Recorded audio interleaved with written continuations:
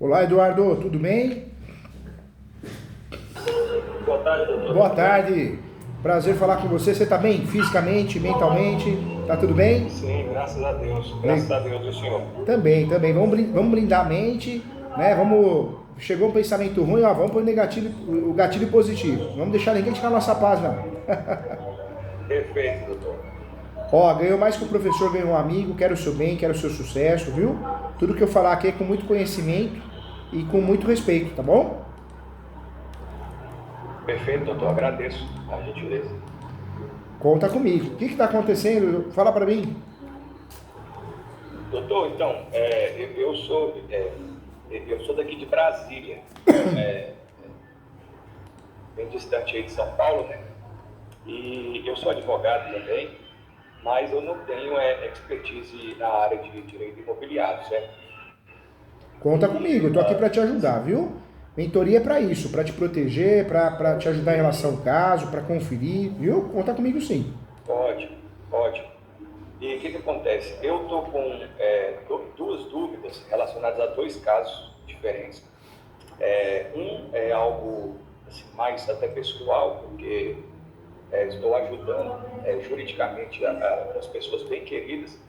E o outro é um caso mesmo que eu estou advogando, patrocinando esse cliente. Então eu queria tratar hoje com o senhor desses dois casos e ver se eu consigo, né, se o senhor puder me ajudar. Eu tenho certeza, pesquisei bastante a sua qualificação e vi que o senhor é um profissional muito qualificado, mas eu entendo também que podem ser situações difíceis que não há solução, né? Então eu compreendo também essa parte. Conta comigo. Mas então vamos lá. Então são essas duas consultorias mesmo. A primeira questão tem a ver com o assunto do usucapião. Tá. E eu vou contar então um caso para o senhor. Tá bom, fica à vontade. Eu fiz umas anotações aqui para caso eu esqueça alguma coisa. Você não liga não que eu tô com uma gripe.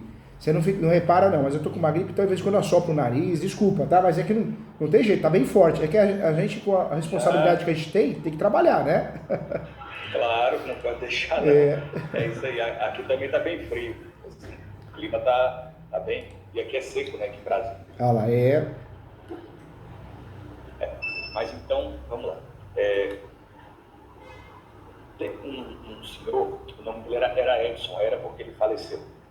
E esse Edson, ele comprou um imóvel urbano na década, foi no ano, se eu não me engano, o ano preciso, foi 1990. E esse Edson, ele era um amigo nosso, mais do que isso, eu vou usar alguns termos aqui, um irmão em Cristo. Vai ser um assunto que liga um pouco com a questão religiosa.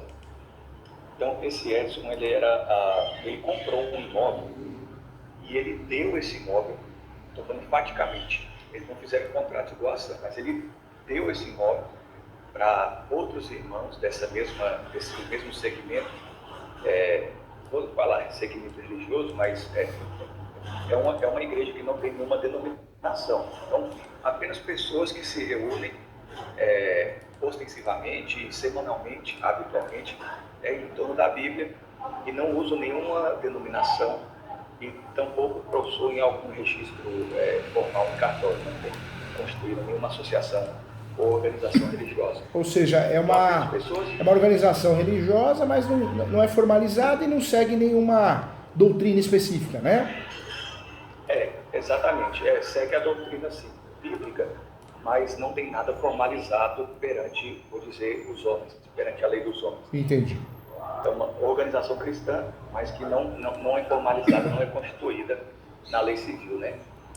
E então o Edson, como ele era alguém que fazia parte dessa igreja, vou utilizar esse termo, e ele comprou o imóvel para eles poderem se reunir.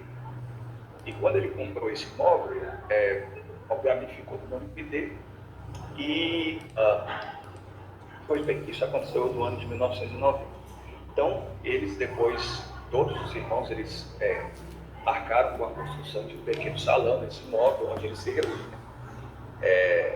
E eles se reúnem, na verdade, lá antes do Edson formalmente comprar esse imóvel, eles já se reuniam lá. Então, se eu não me engano, tem mais de 50 anos que eles estão nesse mesmo lugar. E nunca foi feita a transferência da titularidade, né? Então, o Edson, no ano de 2021, 3 anos atrás, ele faleceu, sem ter feito a transferência para o nome de nenhum dos outros irmãos. E os únicos herdeiros do Edson são seus sobrinhos, que não têm qualquer vínculo com a igreja.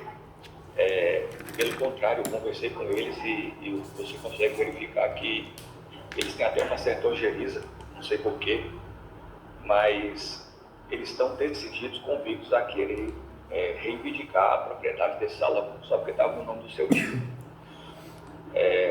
O Edson, ele possuía um filho adotivo, acho que é válido eu dizer isso, mas esse filho adotivo do Edson nunca foi registrado como filho adotivo, era só de criação mesmo.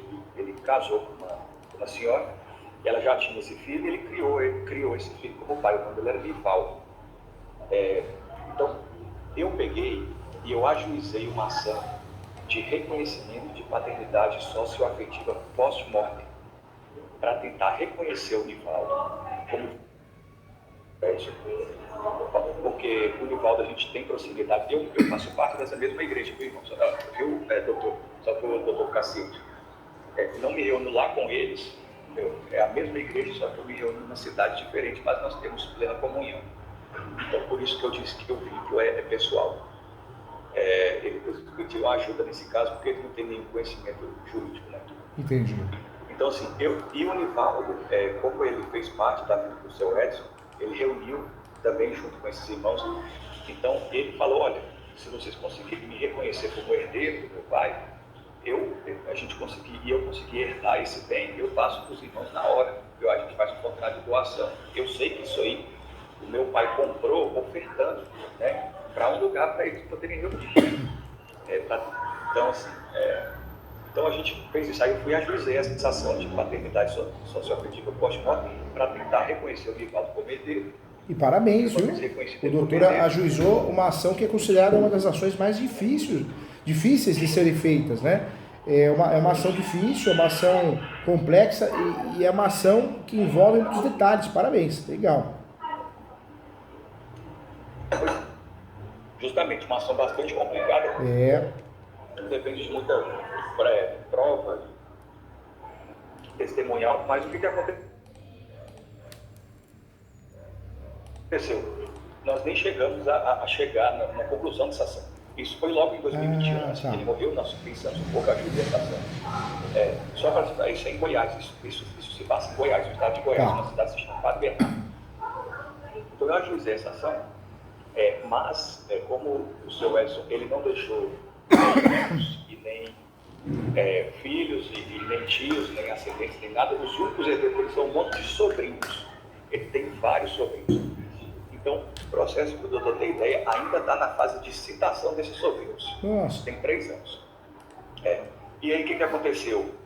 Semana passada, não, 2 semanas atrás, o Nivaldo faleceu. Então, esse que a gente estava tentando registrar como filho, ele faleceu. E aí, o que? Faleceu. E ele já era de idade. E o que eu penso que vai acontecer, doutor? Eu penso que essa ação, ela não vai prosperar agora. Porque eu estou entendendo que essa ação de reconhecimento de paternidade socioafetiva pós-morte, isso é um direito personalíssimo. E eu entendo, e tem um artigo do CPC, não estou me lembrando qual, mas que diz que quando a parte autora falece, você tem que intimar os herdeiros, os sucessores, só quando se trata de direito transmissível. Então eu estou entendendo que o juiz, ele vai julgar, ele vai extinguir essa ação por causa do falecimento do Nivaldo, que eu acho que ele vai julgar que é uma ação personalíssima, que envolve algum direito intransmissível. Então por isso eu acho que não vai prosperar. A não ser que fundamentasse que seria necessário isso para questões patrimoniais, alguma coisa assim. Mas difícil. O juiz vai aplicar a jurisdição defensiva, vai se livrar do processo, verdade. Então eu estou achando isso, né? A gente vai tentar manter de alguma forma, mas eu já estou pessimista com relação à continuação dessa ação. E aí, o que eu pensei, né?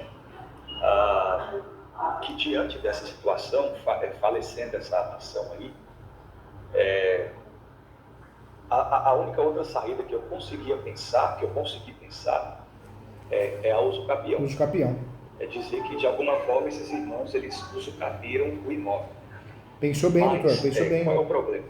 Estratégia boa. Aí eu tenho muito pouco conhecimento sobre usucapião, nunca advoquei nessa área, nunca mexi com isso, mas qual que é o problema, doutor? Que eu pensei também na minha simplicidade, né?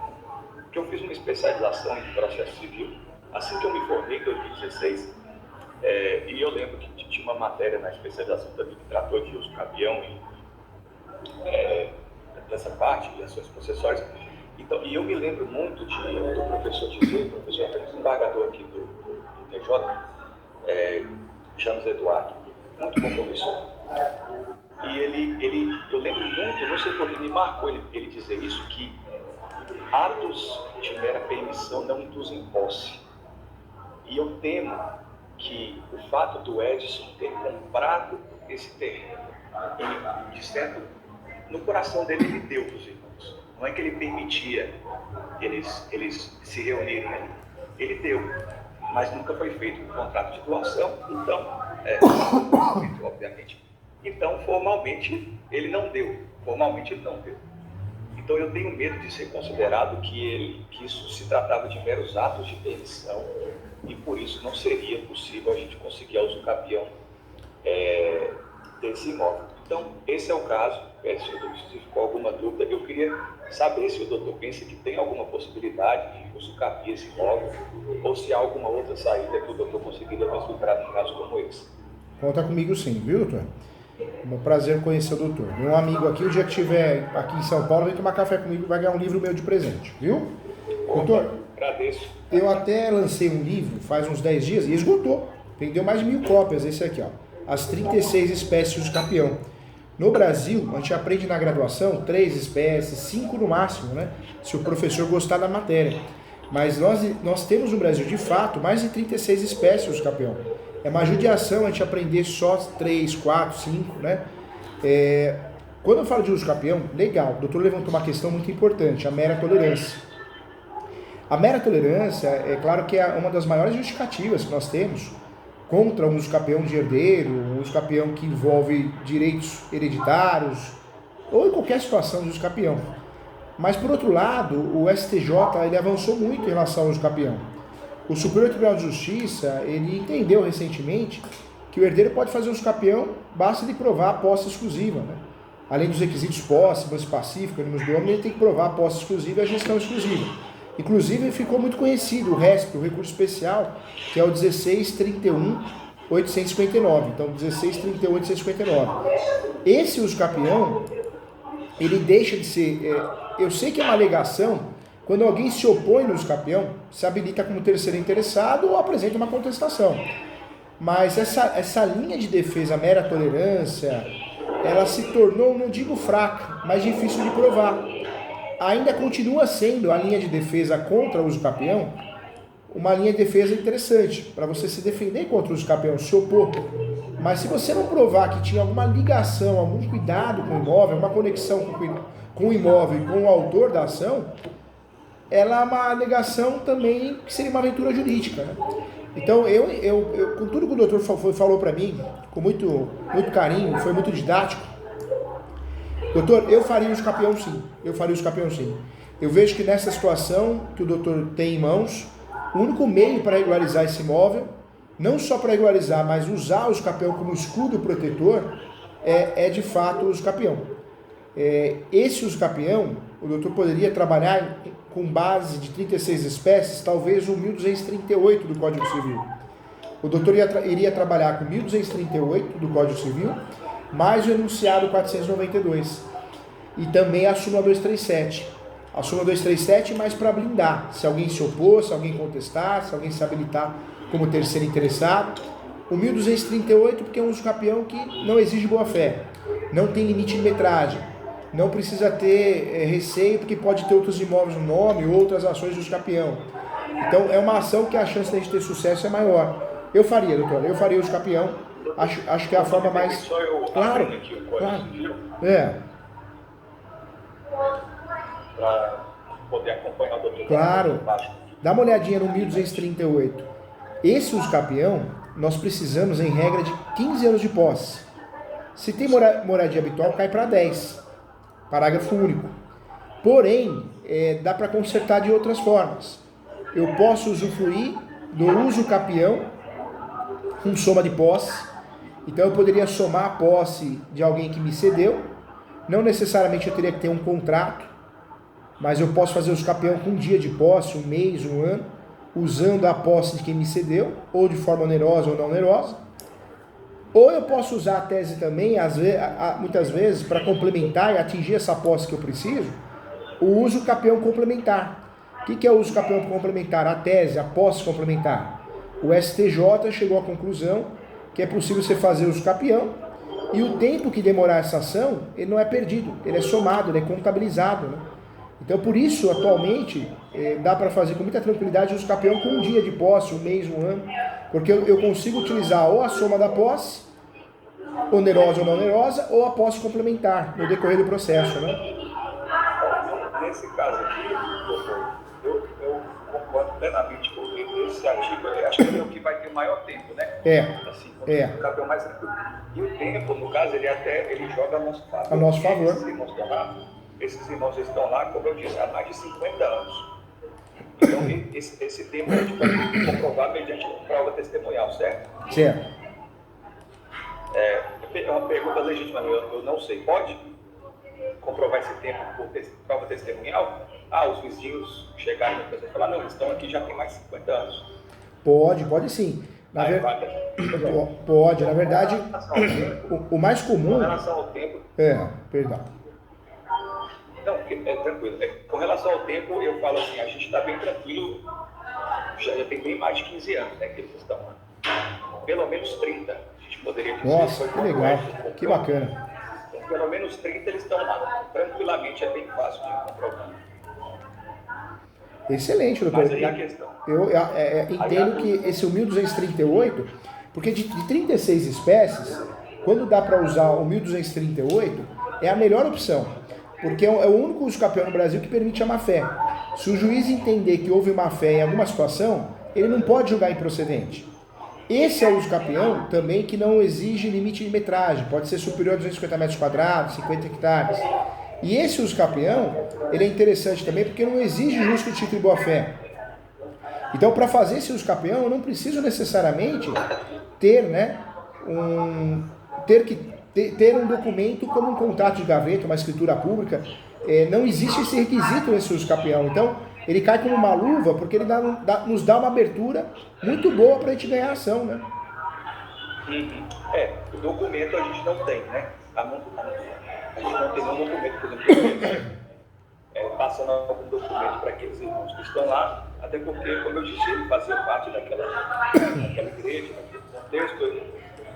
Assim, o erro dele foi não ter transferido aquilo em vida, né? Mas o meu medo, doutor, aí eu queria que o doutor pudesse me ajudar, a gente entrar com essa ação do uso capião, no ano de 1238, e aí essa ação é proposta contra os herdeiros, correto? Na verdade, doutor, essa ação, isso é importante falar, é uma ação que não tem réu. Ela não tem réu. Não tem réu. Não tem réu. É uma ação de procedimento voluntário, jurisdição voluntária? É isso mesmo, é uma ação, na verdade é uma ação de jurisdição voluntária, procedimento voluntário. E é uma ação declaratória, né? O uso capião é uma ação declaratória. Então não tem réu, não tem réu. Mas tem aquela intimação dos vizinhos, acho que isso tem. Tem. Olha que engraçado, o uso capião ele não tem réu. Ele não tem réu. Porém, eu vou pedir a citação do último proprietário que conste na matrícula os seus respectivos herdeiros, por correio, sempre por correio. Se eu não conseguir, eu vou citar por edital. E detalhe, a ação do capião, por mais que não tenha réu, eu vou pedir a citação dos confrontantes, lado direito, lado esquerdo e fundos, os vizinhos, né? Então foi conselho o senhor falar isso, deixa eu esclarecer aqui, então, deixa eu tirar essa dúvida. O senhor falou que tem que ser citado os últimos. Eu entendi essa parte. Seria os herdeiros da pessoa que consta na matrícula? O uso capião é a forma originária de adquirir propriedade, então não tem réu, é uma ação declaratória, de jurisdição voluntária, isso mesmo. Mas mesmo sendo jurisdição voluntária não tendo réu, que é uma ação declaratória, obrigatoriamente eu preciso pedir a citação do último proprietário ou dos seus... No caso seria do Edson? Isso, o último proprietário que conste na matrícula do imóvel. Sim, no caso, o imóvel ainda está no nome do Edson, que é o irmão que faleceu. Ah, tá. Então aí, no caso, eu vou ter que citar esses herdeiros dele, que são esses sobrinhos dele. É isso aí, tem que citar. Tá, ok. Mas eles não são réus. Não são réus. Na verdade, tem que citar o último proprietário que conste na matrícula ou os seus respectivos herdeiros. Por correio. Se não achar, vai acabar citando por edital. Isso é muito bom. É bom? É bom a citação por edital, por quê? Porque não trava o processo, né? O uso capião é uma ação que nunca vai travar, porque a hora que não conseguiu citar, fez algumas tentativas, vai por edital, né? Perfeito. Isso aí vai ser uma solução muito boa. Aí a minha dúvida vamos supor, eu vou por esse caminho de citar por edital, mas vamos supor que os herdeiros descobrissem e eles intervissem no processo. Esses sobrinhos lá do Edson, que querem tomar o imóvel. Vamos supor que eles se manifestem no processo e eles tragam essa alegação que eu disse no começo, de que no caso era a ocupação desses irmãos ali era por mera permissão do seu Edson. Qual que é a minha réplica disso aí? É isso que eu queria ver. Na verdade, a gente não sabe que quando a gente faz a ação de uso capião, a gente não sabe se de fato vão se habilitar como terceiro interessado, se vão fazer uma contestação, né? Mas mesmo que ocorra a oposição, isso não quer dizer que nós vamos perder a ação. Nós vamos ganhar do mesmo jeito. Do mesmo jeito nós vamos ganhar. Por quê? Porque é uma ação declaratória. Então, se a gente provar os requisitos, nós vamos levar a ação. Vamos acabar ganhando, né? Entendi. Então, se eles alegarem mera tolerância, né? Se eles aparecerem, aí qual que é a nossa tese? A nossa tese é que o herdeiro ele pode fazer o uso capião, quando é herdeiro, né? Usando o julgado do STJ, que é o julgado que eu te falei, o recurso especial 1631-859. Então a nossa linha de defesa, quando é herdeiro, é o julgado do STJ. Ó, não tem como falar mera tolerância, já tem até um julgado no STJ. Quando não for herdeiro, aí a nossa tese também, nós vamos usar uma tese parecida, que é a posse exclusiva e a gestão exclusiva. Então, como que você vem falar que tem mera tolerância se eu tenho a posse exclusiva e a gestão exclusiva? Eu faço o que eu quero aqui, entendeu? Eu pago as contas, eu faço manutenções, benfeitorias. Certo. Ele paga o IPTU, no caso, né? Os irmãos lá que pagam o IPTU sem pagar, também é como uma forma dessa gestão, né? Entendi. E essa tese da gestão exclusiva, que eu achei muito interessante nisso, tem alguma que tem amparo na jurisprudência? Tem. Na verdade, acho que a melhor jurisprudência que você pode usar, que é a mais atualizada, é esse julgado que eu te passei, o julgado do RESP, né? Pode me passar de novo? Passo. Por quê? Por mais que a situação talvez não tenha herdeiro no meio, é o julgado mais atualizado. Então vale a pena usar sim. O julgado é o 1631 859. 1631 859. 1631 859. 1631 859. 859. 859. 61, 859. Esse julgado é do Superior Tribunal de Justiça, né, de um RESP, recurso especial, que fala, né, que deixa claro que o uso capião pode ser feito quando alguém tem a posse exclusiva e a gestão exclusiva, mesmo sem herdeiro. Né? É uso capião de herdeiro. Ou seja, é justamente contra a mera tolerância. Muito bom. Muito bom. Tá. No caso,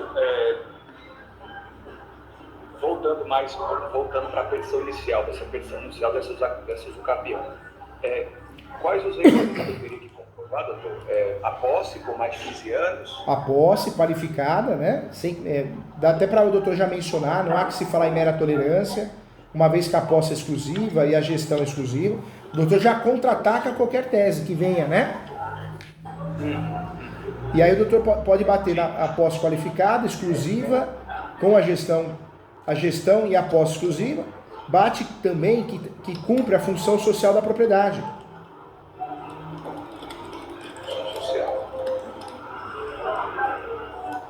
Tá. Vale a pena também, nesse caso, cumprir os outros requisitos para ganhar a ação, né? O animus domini, com fotos, imagens, benfeitorias, e a posse mansa e pacífica, que é provada através das certidões do distribuidor civil. Quais certidões? Certidão do distribuidor civil, da esfera estadual e federal. Não entendi, doutor, desculpa. Imagina, que é isso. É certidão do distribuidor civil, da esfera estadual e federal. Doutor, desculpa, de novo. Certidão? Certidão de distribuidor civil. De distribuidor, eu nunca ouvi falar disso. Imagina. Essa certidão o doutor consegue com facilidade no site do TJ.